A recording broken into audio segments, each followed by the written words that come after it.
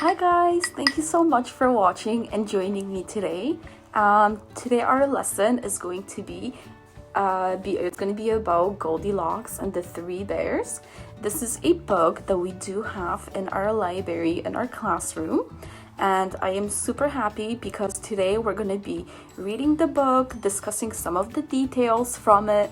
I'm going to ask you guys a few questions, especially about how to identify a main idea and how to retell the story. Now we will get started with the questions that I have prepared for you guys. I did also bring the jar with your names on the rocks. So I'm going to be pulling your name, and if you feel okay to answer some of the questions that I might have, please do so. And if you don't feel okay, just say pass and it's okay.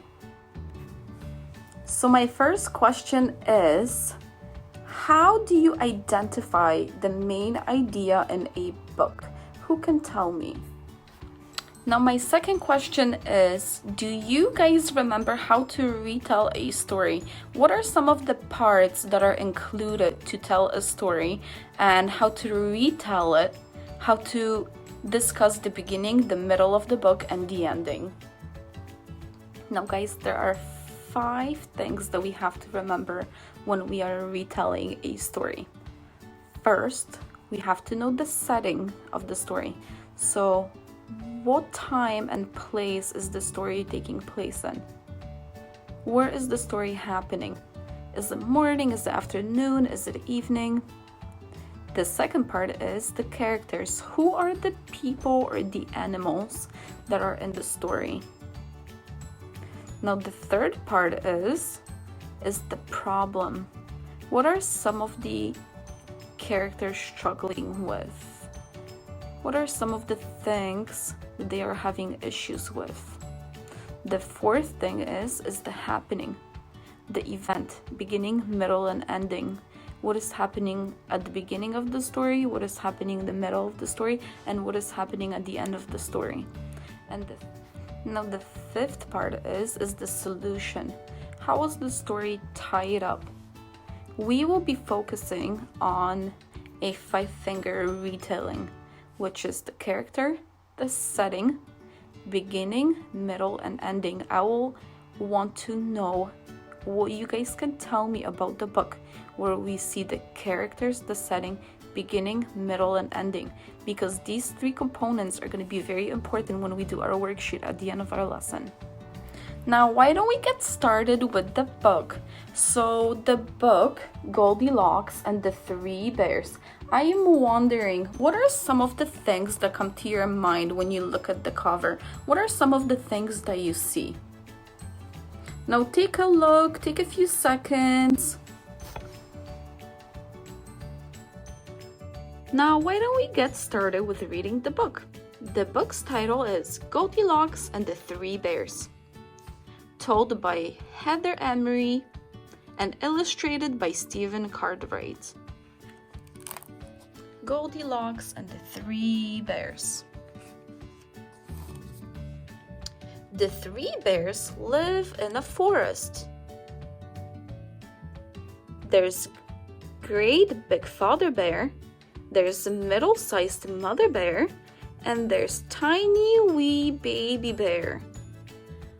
So now looking at the page, we can see that this might be father bear, this might be mother bear, and this might be baby bear. Living in a forest, mother bear fills 3 bowls with porridge.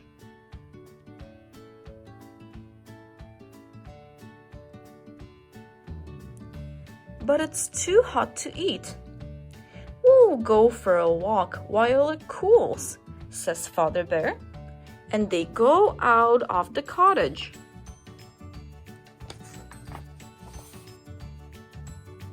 Along comes a naughty girl called Goldilocks. Ooh, what do you think she's gonna do? What do you guys think? Do you think she's gonna go inside? Do you think she's gonna knock on the door? She peers through the cottage window. She sees there's no one at home. She opens the door and locks in and looks in. Well, I don't think that was a great idea. Do you think that was a great idea that she just walked into someone else's house? She sees the bowls of porridge. I wonder how she's feeling here. And here. And here. How do you think she's feeling seeing all this porridge? There's 3 different images. And can you tell me what you think of the sizes of the porridge bowls? Do you think they're all the same? Do you think the sizes are different? Whose porridge do you think it is? She tries them all. That one's too hot, she says. That one's too cold. That one is just right, and she eats it all up. Maybe the one that's the biggest might be way too hot. Maybe this one is way too cold. And maybe this one's just right. I'm not sure. I want to know what you guys think. Goldilocks feels sleepy.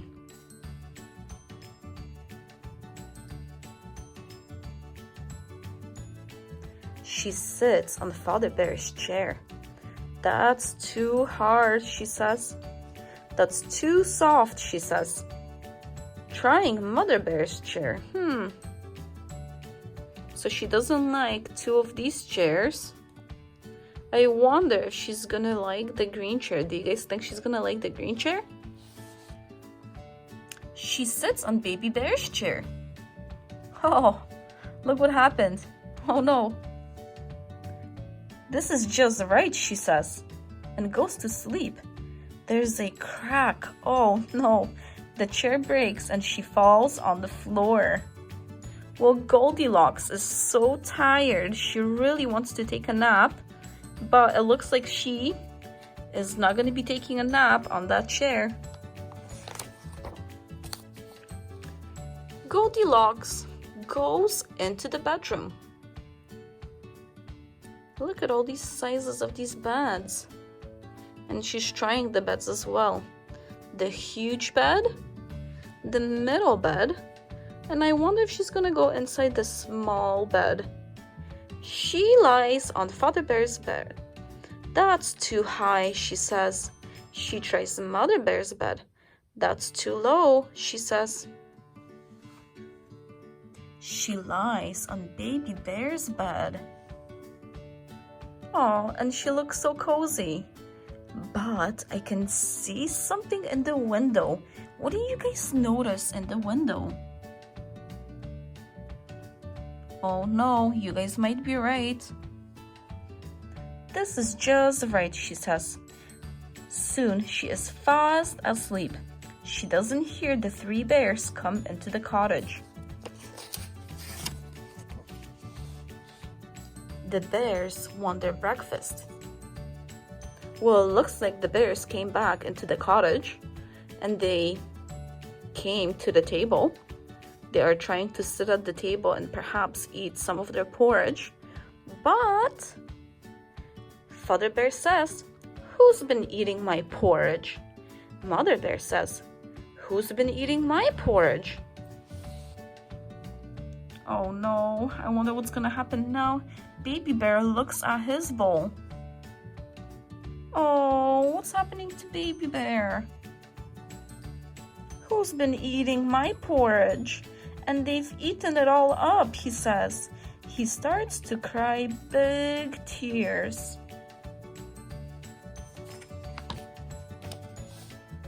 Someone's been in here, says Father Bear.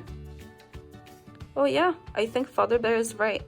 It looks like the rooms are not in order. They look very, very messy. He looks around the room. Then he looks at his chair. Who's been sitting in my chair, he says. Mother Bear looks at her chair. Oh no, Someone is also sitting in her chair.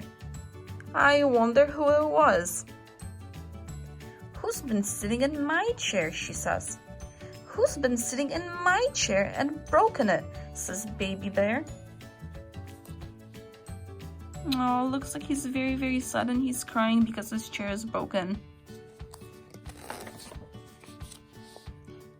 The three bears go into the bedroom. Ooh, oh no. Do you think Father Bear is happy about this? Do you think Mother Bear is happy? And Baby Bear? Who's been sleeping in my bed, says Father Bear.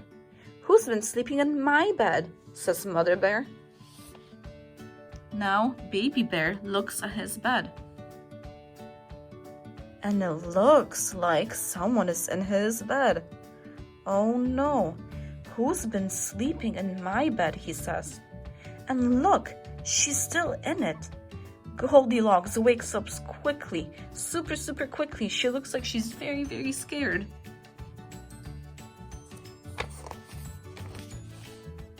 Goldilocks jumps out of bed. She jumps out of the window and runs home to her mother. The three bears never, ever see her again. Now, we're not going to be discussing this in a group, but you're going to have to recall the 5-finger rule again, the 5-finger retelling rule, which is the character, setting, beginning, middle, and ending of the story. So you're going to have to remember when we do our worksheet, you're going to have to remember what the beginning, middle, and ending is. You're going to have to remember these 3 things that happened in the book. Guys, now that we read the book and you guys look like you guys enjoyed it a lot, can you tell me what the main idea of the story is? What do you think Goldilocks was trying to do? What do you think the 3 bears were trying to do? Think to the beginning of the story and some of the things that happened in the story when Goldilocks came inside, when she was eating the porridge, when she was trying to find a place to sleep, and at the end when she was escaping from the situation. What do you guys can tell me? I did prepare handouts for you guys, so I'm gonna be giving them away to you guys. The first handout, we will have to use scissors, coloring pencils, and pencils to fill in the blanks. Out of the handouts, we will be collecting a booklet. So we will be taking a look at the images that you see. Please cut them out. Try your best to have straight lines. For those of you that want the book translated, please come to the front. I do have a copy. If you do need to go back to the story, just put your hand up. I will come around. I will help. Otherwise, you can come to the front, take a look at the book again. Now, I do have a few pairs of scissors that are left-handed. If you need them, please come to the front and pick up a pair.